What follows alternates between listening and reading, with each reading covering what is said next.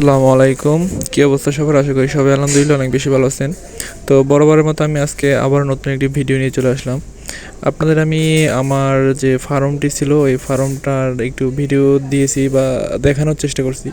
আসলে আমি একটা নতুন ফার্ম দিয়েছি, ওই ফার্মে কিছু বাচ্চা তুলতে চাই, মুরগির বাচ্চা পালন করতে চাই। তো তার জন্য মুরগি বাচ্চা পালন করার জন্য কাঠের গুঁড়ি দরকার। এটা যারা আর কি পালন করে বা যারা খামারি আছে তারা অবশ্যই জানে যে মুরগির বাচ্চা পালন করতে হলে কাঠের গুঁড়ি বা তুষ এই জিনিসগুলো দরকার। তো আমাদের যেহেতু কাঠের গুঁড়ি নেই, যার কারণে আমাদের কাঠের গুঁড়িগুলো আনা লাগবে। সেই জন্য সকাল সকালে আমি আর আমার ভাই বের হয়ে গেলাম কাঠের গুঁড়ি আনার জন্য। তো এখানে আসতে না আসতে দেখি আমাদের বাড়ির সামনে যে রাস্তা, ওই রাস্তায় কাজ চলছে। এই রাস্তাটা ছিল আগে মানে ইটের রাস্তা, তো এইটাকে এখন পিচ ঢালাই করা হবে।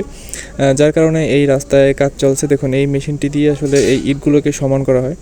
তা আমাদের বাড়ি থেকে যেখানে আমরা ঘুরিয়ে আনতে যাব, মানে সমিল যেটাকে বলে, সমিল যেহেতু বেশি দূরে নয়, তো আমি হাঁটতে হাঁটতেই আমার সমিলে চলে আসছি। একটু সামনেই সেই সমিল।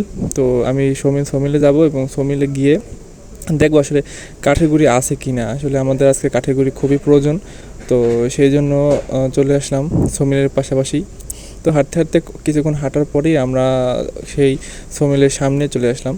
তো এই দেখুন এখানে অনেকগুলো গাছ টাছ রাখা আছে। এই গাছগুলো মূলত এই সমিলে মানে ফাড়ানো হয় বা কাটা হয়। এই গাছগুলো কেটে তারপর মানুষজন ঘর বাড়ি যার যেই দরকার ওই কাজে লাগায়। তো আমরা আস্তে আস্তে ভিতরে চলে যাই। আজকে যেহেতু শুক্রবার, যার কারণে সমিল বন্ধ। তো আমরা এই জন্যই আসি সমিলে। কিন্তু আসার পর আমার একটা জিনিস দেখে খুবই খারাপ লাগলো, যে আমরা আসার আগেই দেখি এখানে কারা যেন মানে অলরেডি গুঁড়ি বস্তাবন্দি করে রেখেছে। মানে আমরা এটার জন্য মোটেও প্রস্তুত ছিলাম না। আমরা ভাবছি হয়তো বা কেউ নেই, কিছু গুঁড়ি নিয়ে আসবো। তো আমরা ভাবছি এক পর্যায়ে যে আমরা গুঁড়ি নিতেই পারবো না, কিন্তু পরে আমার ছোটো ভাইকে যেই সমিলের মালিক, তার সাথে কথা বলতে পাঠালাম।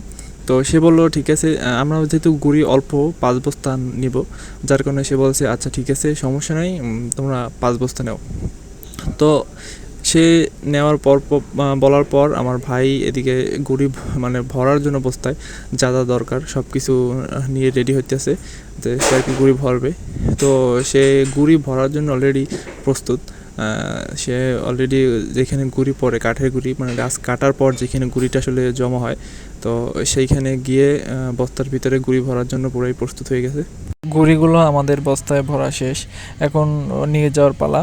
দুপুর টাইম যেহেতু, আরও শুক্রবার জুমার দিন, তো তাড়াতাড়ি আমাদের বাসায় যেতে হবে, কিন্তু এদিকে একটা গাড়িও পাচ্ছি না আমরা।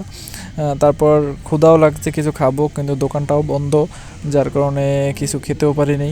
গুঁড়িগুলো রাস্তার সাইডে রেখে দিয়েছি, বাট কোনো গাড়ি পাচ্ছি না। তো দেখি গাড়ি পাই কি না। আজকে ভিডিও এই পর্যন্তই। আল্লাহ হাফেজ।